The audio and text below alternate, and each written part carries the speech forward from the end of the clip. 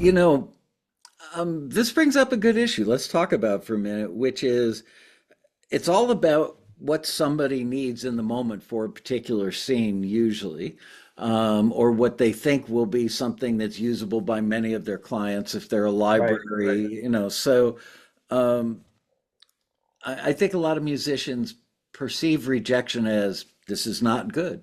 Your your song is oh, terrible, yeah, versus it's not good for me for what I need. There's a vast difference between those two things.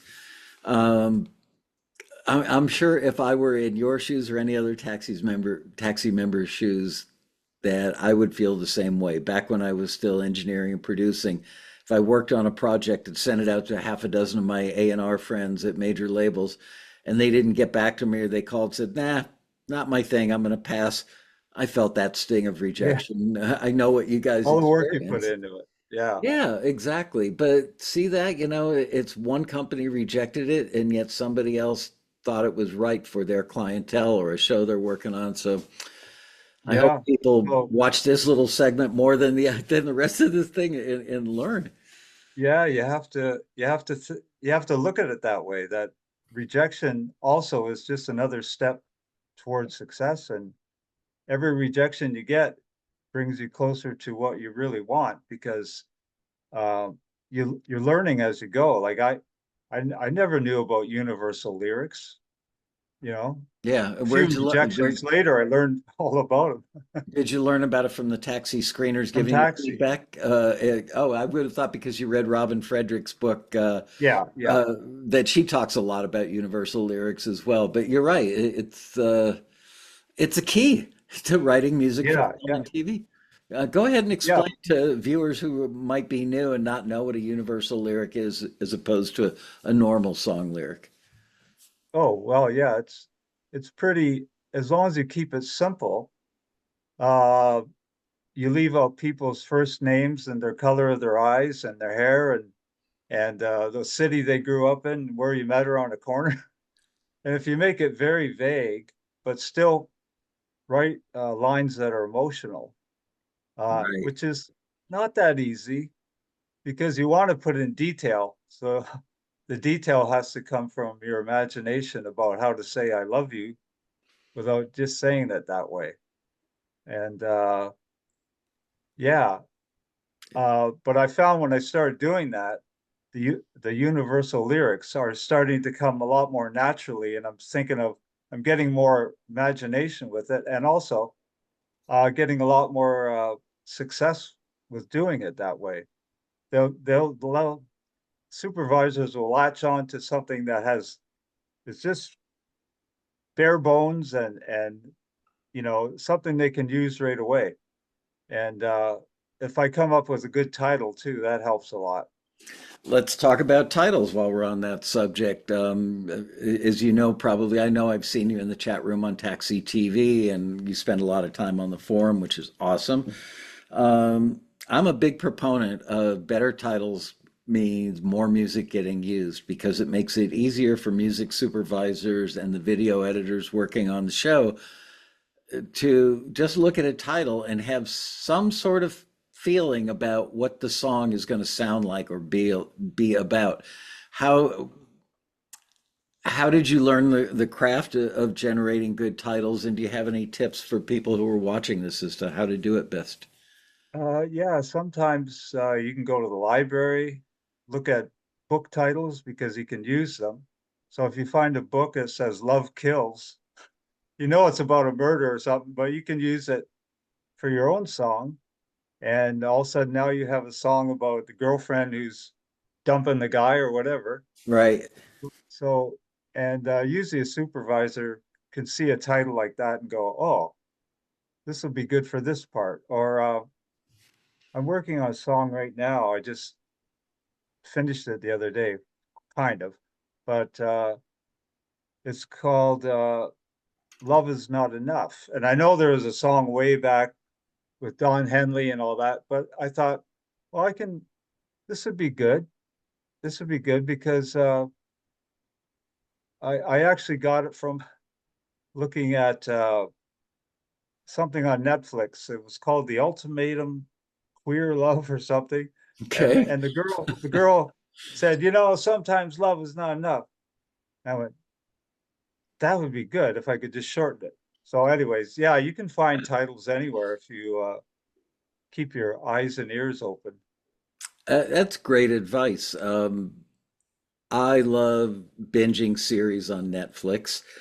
Oh, Um, and I can't tell you how many times, first of all, I sit there with my phone in my hand, shazamming every piece of music I hear if I find it interesting. And I've learned a lot about how music supervisors think by watching.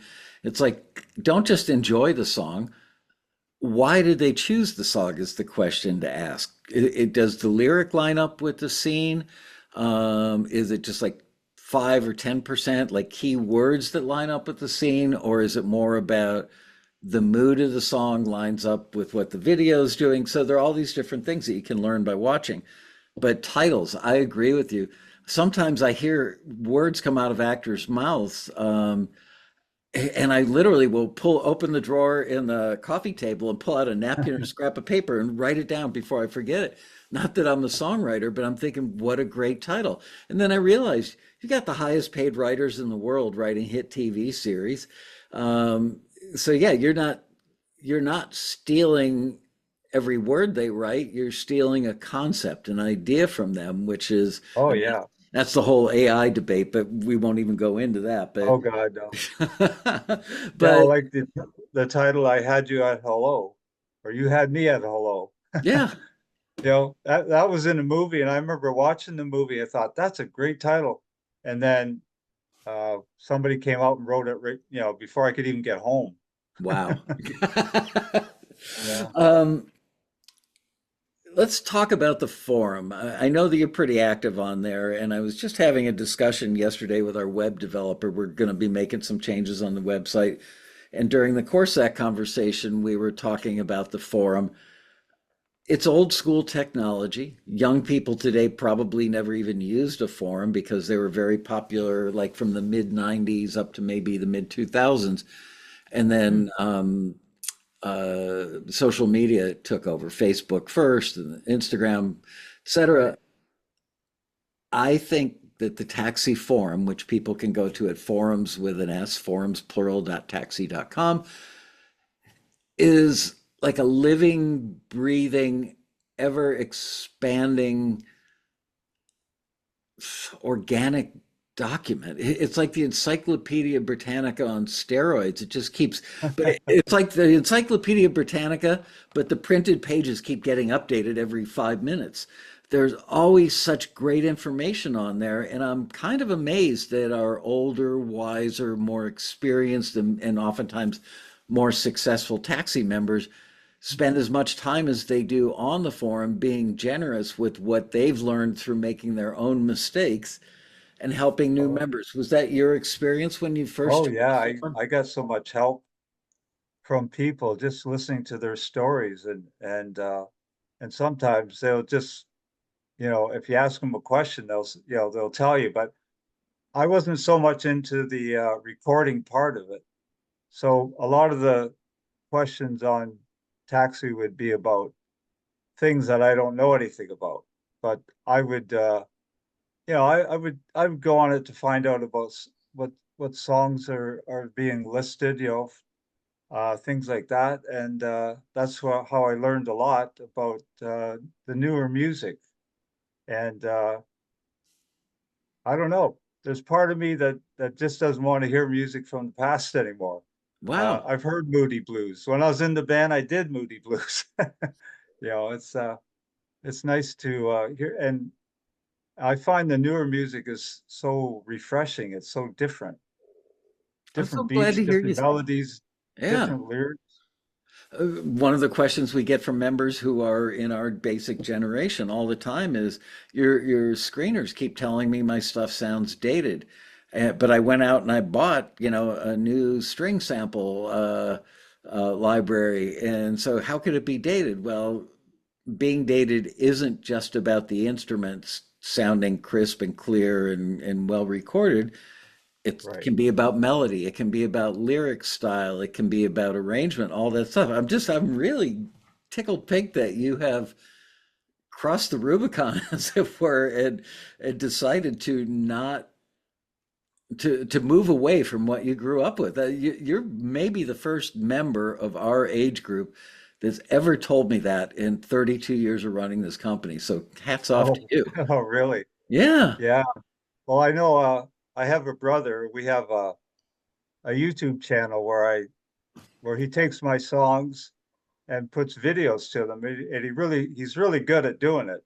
Can Yeah. I plug the name for a minute? Yeah, sure. Okay, it's Hoy Boys original music videos. And Okay. it's all on YouTube. I know I got a lot of songs on Taxi, but uh we started doing this. Well, he actually suggested it to make music videos, and I thought, okay, so we took some of my best songs and and yeah, now they're all out there. So yeah, if people want to like and subscribe, What that would help us a lot. say We're, the name of the channel again on YouTube? Hoy Boys. it's Hoy Boys original music videos.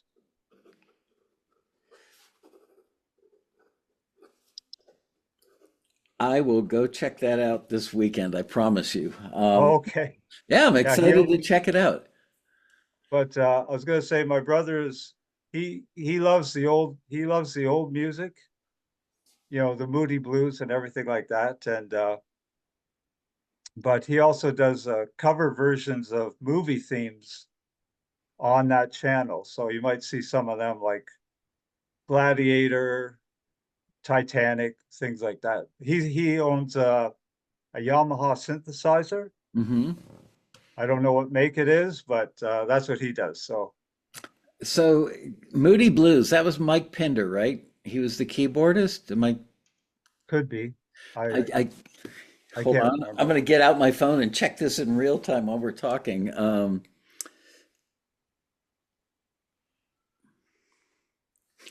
Sorry, everybody. Hang on. This is important. I'm going somewhere with this.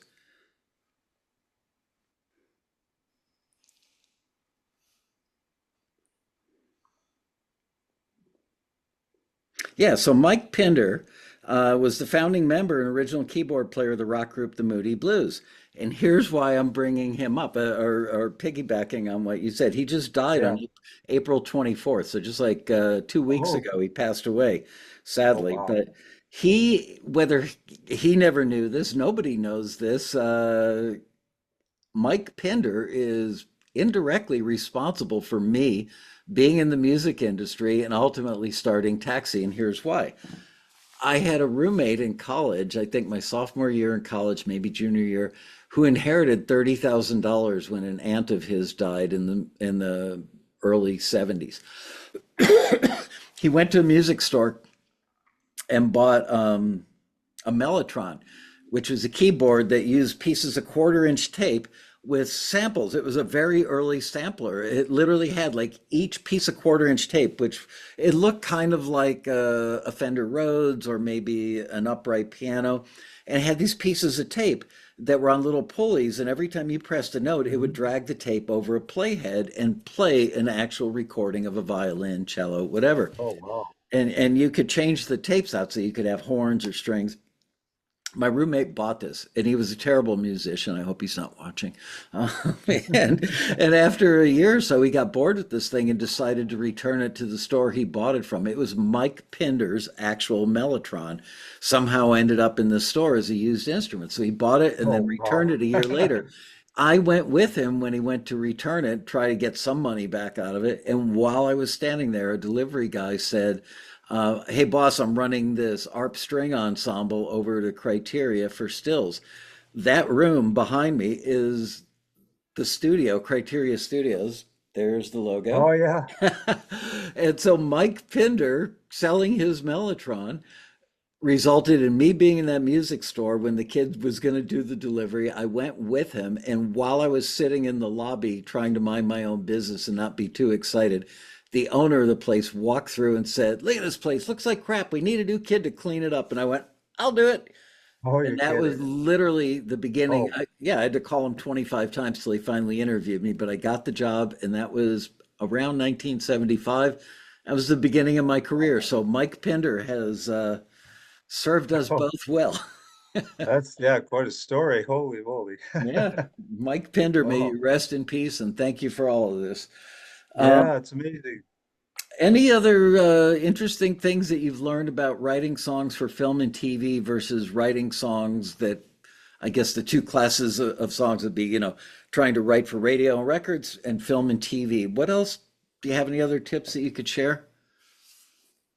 I would just say if someone, maybe even my age has decided that they're bored with life, just try looking into if you have a musical career or any kind of musical ability, start writing songs. Basically, I don't. There's not hardly a day goes by that I don't start writing something, Wow. either lyrics or a tune, Yeah, and I think people have to.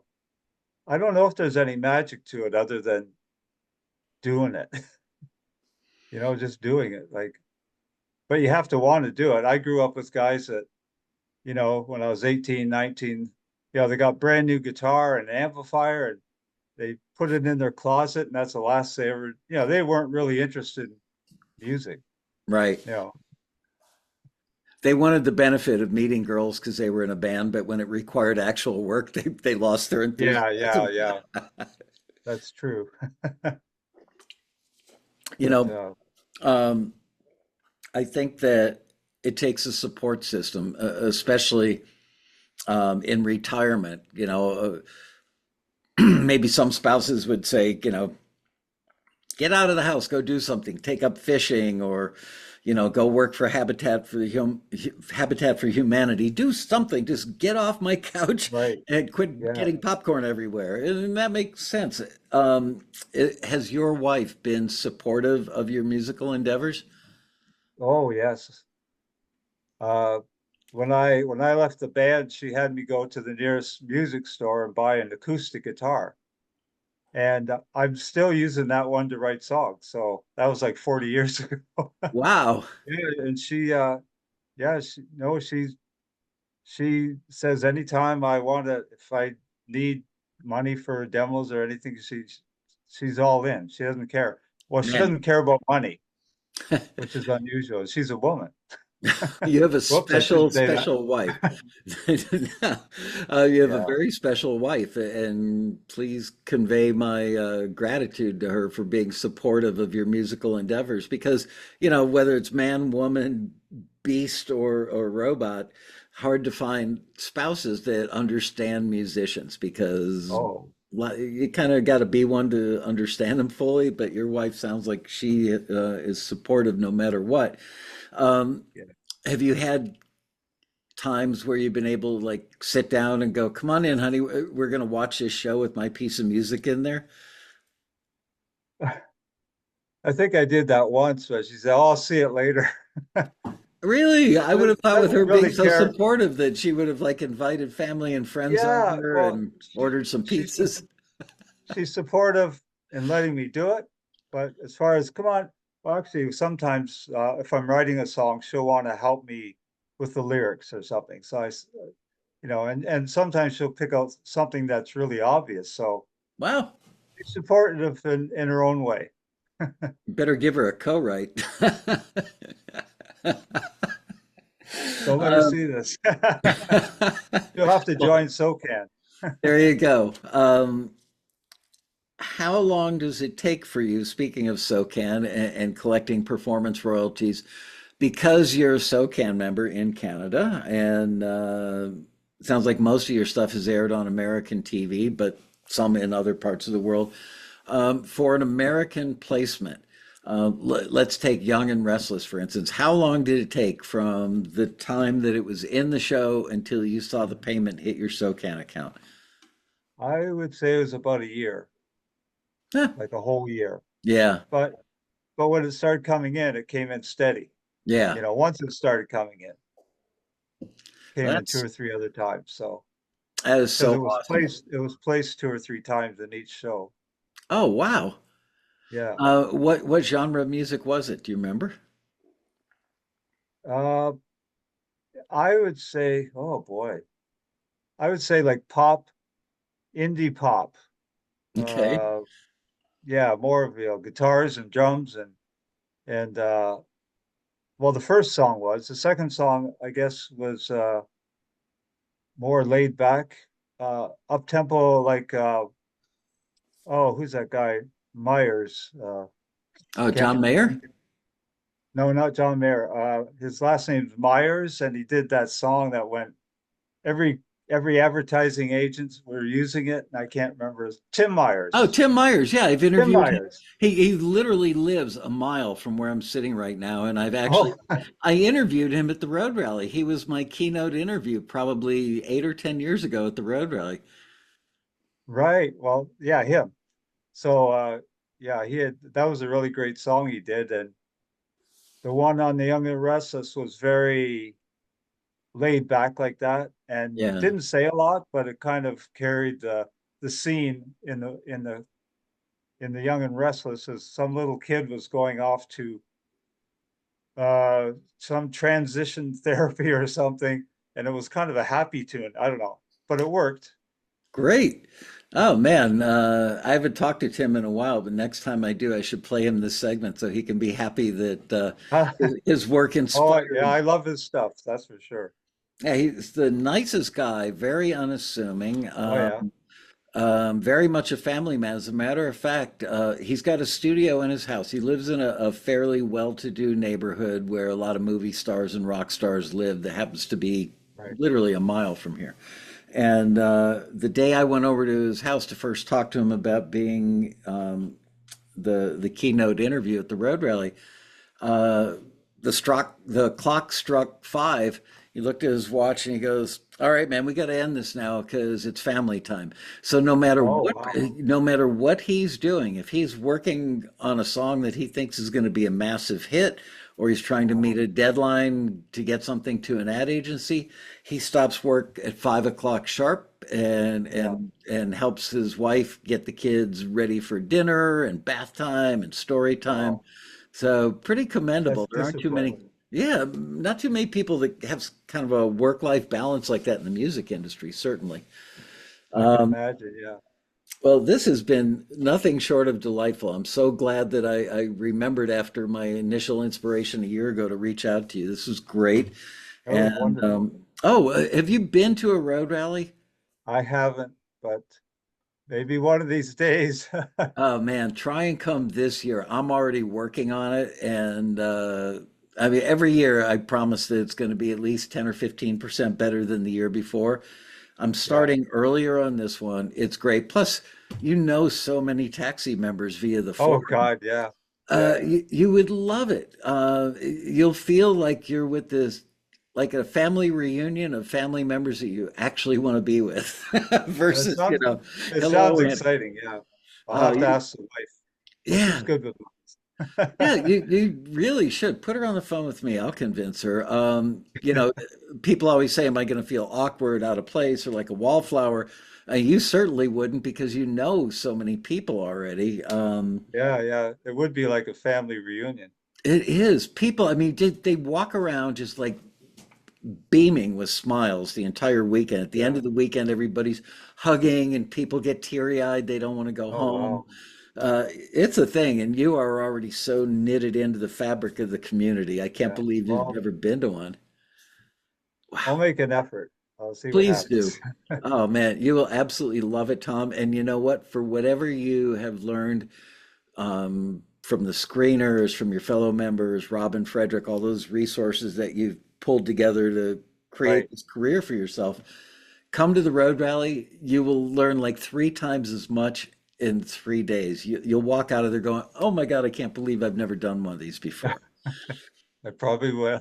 Yeah, or you know what? You could bring your wife. The spouses that come with members always come Uh-huh. up to me in the hallway and go, "I know nothing about music. I could care less about this whole taxi thing, but I came with my spouse and loved every minute of it. It's an Oh, amazing." good. Yeah, I get that all the time. I've never had one spouse say, "I can't believe my other spouse dragged me to this."